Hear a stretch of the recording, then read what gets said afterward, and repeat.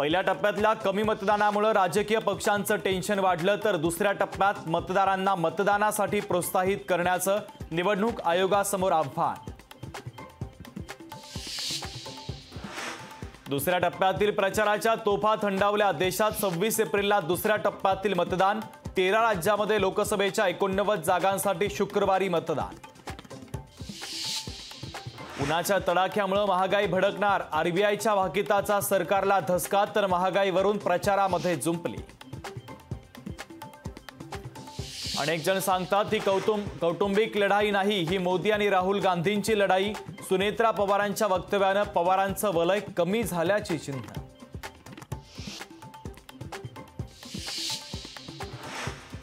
आम्ही करोडो कुटुंबांना लखपती बनवणार। गरीब कुटुंबातील एका महिलेला 1 लाख रुपये देणार। राहुल गांधींकडून अमरावतीमध्ये आश्वासनांची खैरात।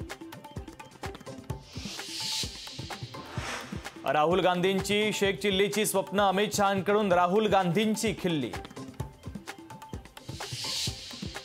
सभेचं मैदान मिळालं नाही, पण आता निवडणुकीचं मैदान आम्हीच मारणार। आमदार बच्चू कडूंचा प्रहार।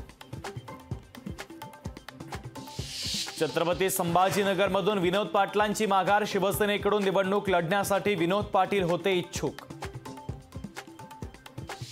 मुंबईमध्ये काँग्रेसचा उमेदवार सापडेना। उत्तर मुंबईसाठी घोसाळकरांना साकडं, तर 2च जागा पण उमेदवारांची वाणवा। पूनम महाजन पुन्हा सक्रिय। पूनम महाजनांचे पोस्टर सोशल मीडियावर व्हायरल, तर उत्तर मध्य मुंबईसाठी शेलार पराग अळवणी यांच्या नावाची चर्चा।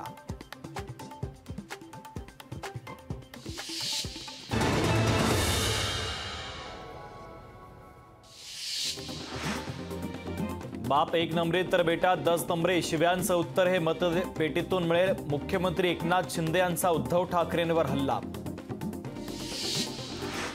मुख्यमंत्री शिंदे उद्या छत्रपती संभाजीनगरच्या दौऱ्यावर। शिंदे कार्यकर्त्यांसोबत घेणार आढावा बैठक। पंतप्रधान मोदींची 6 मे रोजी बीडमध्ये प्रचार सभा। पंकजा मुंडेंच्या प्रचारासाठी मोदींची सभा। रोहित पवार हे पार्थ पवार यांच्यावर सूडबुद्धीनं टीका करतायत। रोहित पवारांचं भविष्य पार्थ पवारांसोबत सुरक्षित। रुपाली पाटील यांचा रोहित पवार यांच्यावर हल्लाबोल। जालन्यामध्ये रावसाहेब दानवे 4 लाख मतांनी निवडून येतील। चंद्रशेखर बावनकुळे यांनी व्यक्त केला विश्वास। प्रकाश आंबेडकर शाहू छत्रपतींना सहकार्य करण्याचा विचार करावा। मनोज जरांगे पाटलांचं मराठा समाजाला आवाहन। विशाल पाटील पैलवान झाले, तर महाराष्ट्रातल्या पैलवानांनी तालमी सोडून घरी जायला पाहिजे। चंद्रहार पाटलांची विशाल पाटलांवर टीका। काँग्रेस नेते बाजीराव खाडेंवर कारवाई। कोल्हापुरातून अपक्ष उमेदवारी अर्ज भरल्यानं बाजीराव खाडेंचं निलंबन। अमरावतीमध्ये बच्चू कडू यांच्याकडून अनोख्या पद्धतीने निषेध म्हणून आमदार बच्चू कडू यांचं रक्तदान। मुंबईतील पत्राचाळ पुनर्विकास प्रकरणी 73.62 कोटी रुपयांची मालमत्ता ईडीकडून जप्त। परवीण राऊतांची पालघर दापोलीतील मालमत्ता ईडीनं केली जप्त। शरद पवारांचा भाजपला मोठा धक्का। भाजपचे नेते संजय क्षीरसागर यांचा राष्ट्रवादी शरदचंद्र पवार पक्षात प्रवेश।